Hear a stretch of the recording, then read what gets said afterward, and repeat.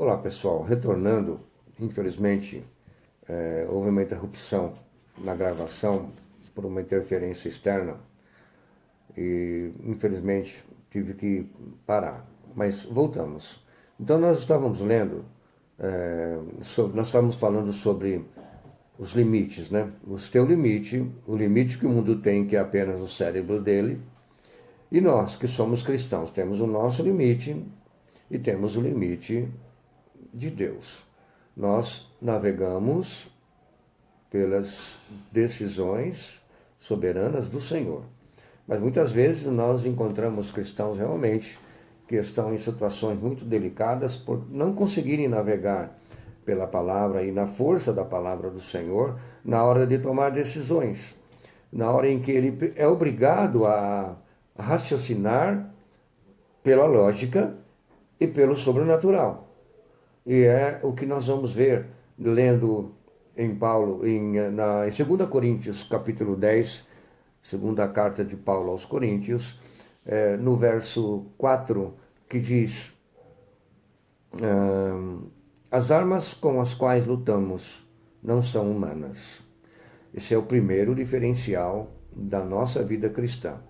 As armas com as quais lutamos não são humanas. Então, a partir deste momento, eu tenho um parâmetro de que tudo que vem pela minha frente tem uma sombra e um poder sobre a minha vida sobrenatural, porque se não são humanas, são sobre-humanas.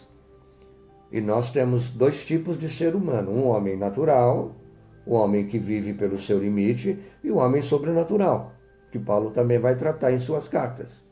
O homem sobrenatural é aquele que tem a mente de Cristo, que vai navegar por essa força que não é humana.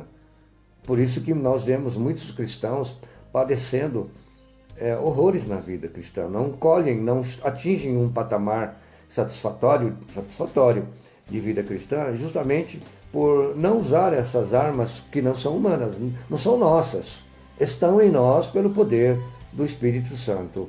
Então a Bíblia está dizendo que as nossas armas, as armas com as quais lutamos, não são humanas. Ao contrário, são poderosas em Deus. Ou seja, todo esse poder do Senhor, pela palavra e pelo Espírito, está a meu favor, na hora em que eu vou tomar decisões, na hora em que eu tenho que abrir um caminho, na hora que eu tenho que escolher uma pessoa, um amigo ou um trabalho. São poderosas em Deus. Então não é você. Não é você que sabe, porque estudou, que tem uma mente capacitada, amém, aleluia, glória a Deus.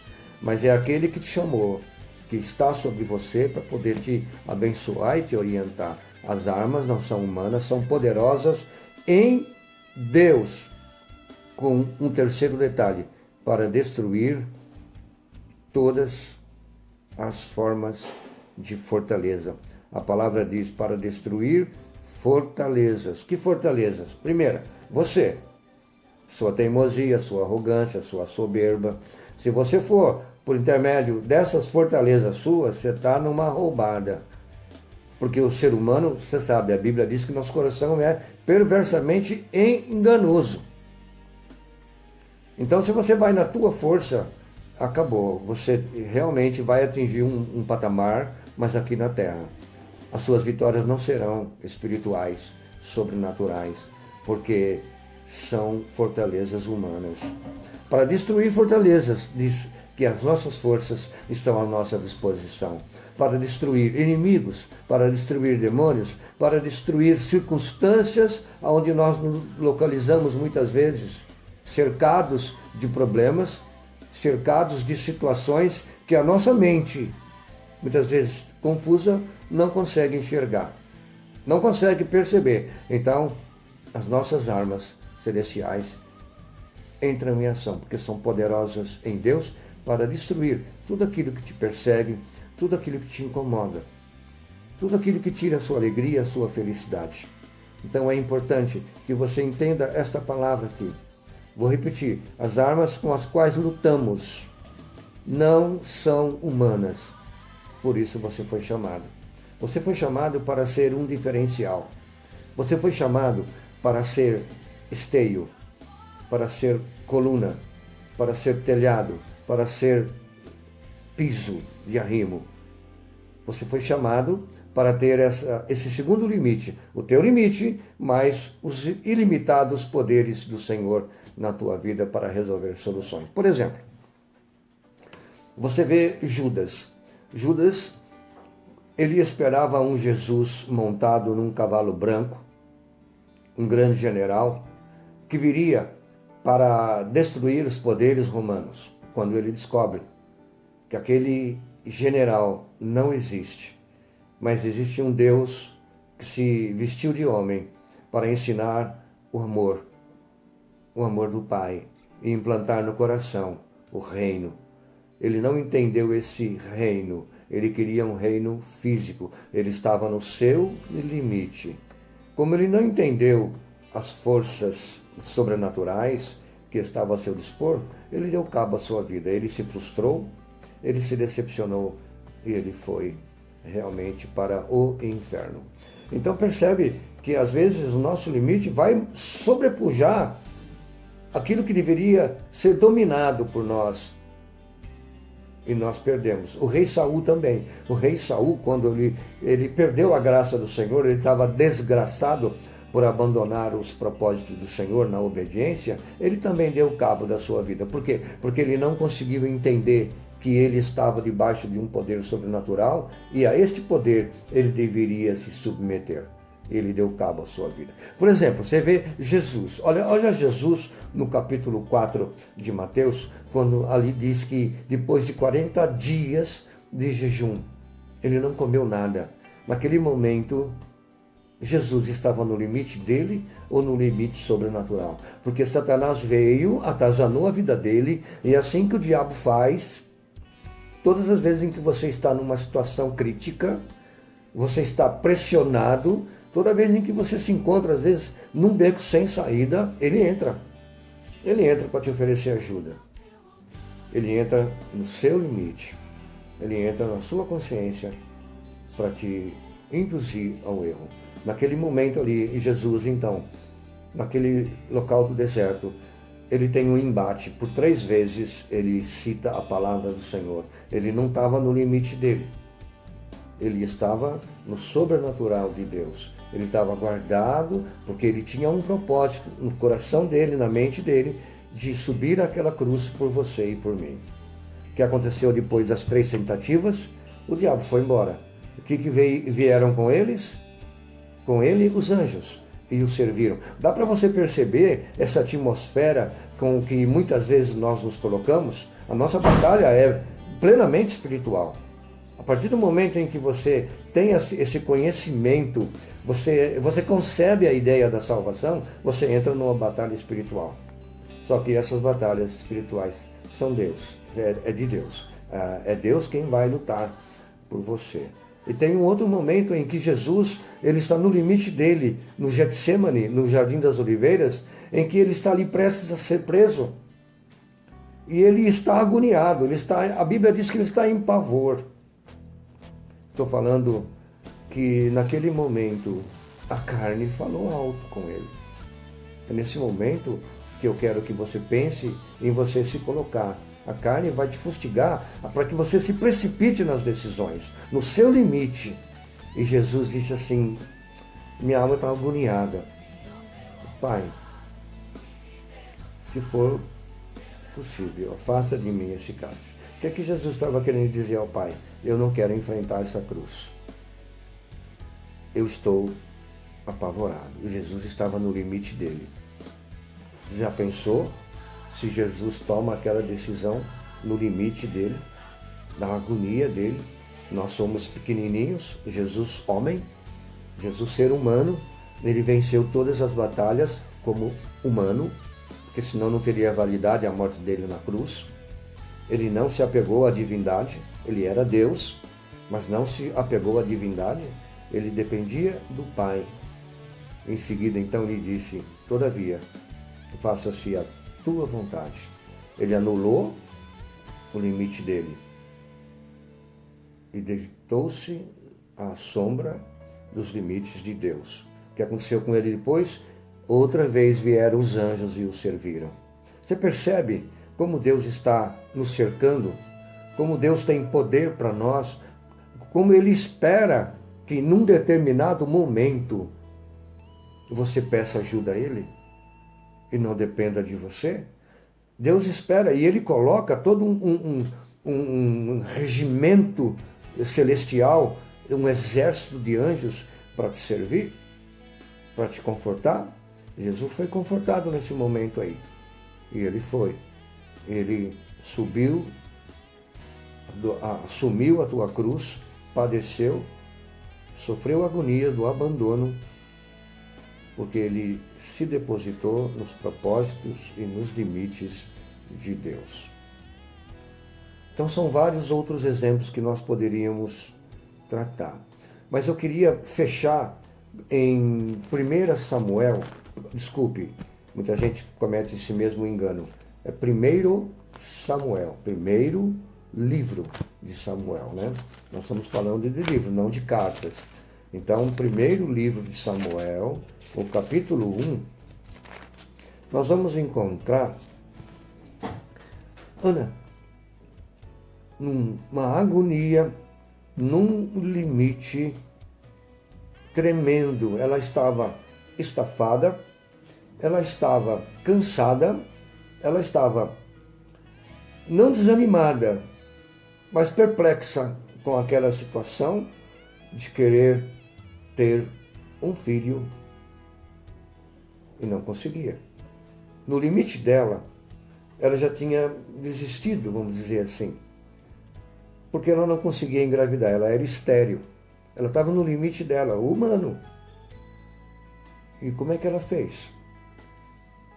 Então, nesse primeiro capítulo, no verso 9, diz assim: certa vez, quando terminou de comer e beber em Siló, estando o sacerdote ali sentado numa cadeira, junto à entrada do santuário do Senhor, Ana se levantou e com a alma amargurada chorou muito e orou ao Senhor. E fez um voto, dizendo, e você sabe o voto dela. Ela queria um filho. E no verso 15 e no verso 16, depois que Eli perguntou se ela tinha bebido um pouco a mais, Ana respondeu, não se trata disso, meu senhor. Sou uma mulher muito angustiada. Não bebi vinho nem bebida fermentada. Eu estava derramando a minha alma diante do Senhor. Este é o momento mais importante da nossa vida. Quando situações nos acometem, quando a nossa mente se frustra, quando o meu coração está vazio, angustiado, precisando da graça do Senhor, é nesse momento que muita gente recua, desiste, abandona seus ideais, seus propósitos de acreditar nas promessas do Senhor. E outra coisa, lembre-se de que nós lemos em 2 Coríntios 4:10, as nossas armas ou as nossas milícias não são humanas, são sobrenaturais, poderosas em Deus para destruir fortalezas. É nesse momento que muitos cristãos não entendem que há um Deus pronto a servir, ou acalmar o coração, ou trazer paz para a sua mente, organizar a sua cabeça para você raciocinar, para poder sair daquela situação, ou te dar a solução imediata. Depende muito da soberania da vontade de Deus. E nesse momento é que nós entramos na fé, no poder do limite de Deus, não o meu. Eu saio do meu limite, eu não consegui. Eu já tentei de todas as formas, orei, mas eu não consegui. Eu vou me derramar. Derramar-se diante do Senhor é capitular. Sabe quando o inimigo se entrega ao vencedor? Ele capitulou, ele se entregou, anulou. Jesus se anulou.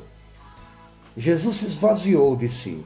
Ele tirou o limite dele e pediu que o Senhor entrasse com providências na vida dele. E ele se tornou absolutamente escravo, servo do Pai. Então, nesse momento, Ana, ela esgotou todos os seus recursos e ela diz a palavra que ela se derramou. A minha alma está sendo derramada, como se ela estivesse sendo diluída diante do poder das forças sobrenaturais de Deus, dependendo do Senhor. É isso que Deus quer. Ana foi abençoada. Eu não sei se Deus vai abençoar você nesse mesmo propósito ou em outro propósito. Mas o que Deus quer ver na nossa vida é: você guarda o teu limite como um tesouro? É você que estudou, que formou, leu até a Bíblia, conhece a Bíblia de capa a capa e sabe sair de situações, sabe resolver, sabe aconselhar, e quando o problema é com você, você espana a rosca, não dá aperto.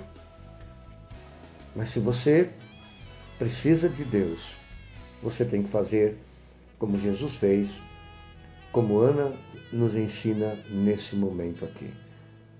A minha alma, vou ler tal qual ela fala. Eu estava derramando minha alma diante do Senhor. Que Deus tenha você como um instrumento dominado por Ele, para que Ele possa ampliar o seu limite, porque à medida em que você tem experiências com Deus, esse teu limite aumenta, porque a fé vem pelo ouvir, e ouvir a palavra do Senhor, mas também vem pelo exercício de se relacionar com Deus no seu dia a dia. Essa intimidade que eu tenho com Deus, Ele se revela a mim. E Ele se mostra a mim. Ele mostra os poderes sobrenaturais que estão à minha disposição, como em Jesus, como em Ana e como em tantos outros lugares que nós poderíamos citar. Josué, ao entrar na terra prometida, estava com medo e ele falou: não te mandei eu? Ser forte e corajoso, simplesmente. Ele estava ali no limite dele, Josué. E Deus veio e aumentou a sua visão. Que as armas com que ele iria lutar para entrar em Canaã não seria o exército israelita, mas seria as forças sobrenaturais de Deus. Que Deus te abençoe. A sua situação hoje tem solução. O teu problema tem solução. Saia do seu limite e entre e navegue nos limites do Espírito Santo de Deus que está à sua disposição. Amém? Vamos orar. Senhor, eu me coloco e eu coloco a vida desta pessoa que está ouvindo ou que vai ouvir uma hora. Alguém vai compartilhar esse vídeo, alguém vai compartilhar essa mensagem para que tais pessoas sejam abençoadas, para que elas entendam que os nossos limites são parcos, são pequenos, são poucos, mas os seus não têm fim, são ilimitados. E o Senhor quer dar esse limite para nós. O Senhor quer dar esse poder. As armas celestiais, as nossas milícias celestiais não são humanas. Por isso, Pai, obrigado por essa palavra. Que o Senhor conforte o coração de muita gente nesse momento. Que o Senhor entronize no coração e na mente dessas pessoas esse poder da Tua palavra e o poder do Teu Santo Espírito que habita e que move as pessoas a irem aos lugares que o Senhor tem como um propósito, como uma obra. Que essas pessoas abracem esse propósito, que elas saibam que elas foram chamadas para serem diferenciais, para aumentar os limites das pessoas que andam ao seu redor, que não te conhecem e que precisam ser apresentados ao teu evangelho. Que o Senhor capacite com poder, com graça, com sutileza espiritual, com uma vontade muito grande de poder conhecer o teu evangelho, que é a força que nos nutre e que nos impulsiona para derrubar toda e qualquer fortaleza que se levanta contra a nossa vida. Mas lembrando que é o Senhor quem vai à frente, é o Senhor que tem o braço forte e que nos dá a vitória. Papai, perdoa muitas vezes a nossa fraqueza e a nossa negligência. Te louvamos e te adoramos em nome de Jesus, a nossa força. Amém.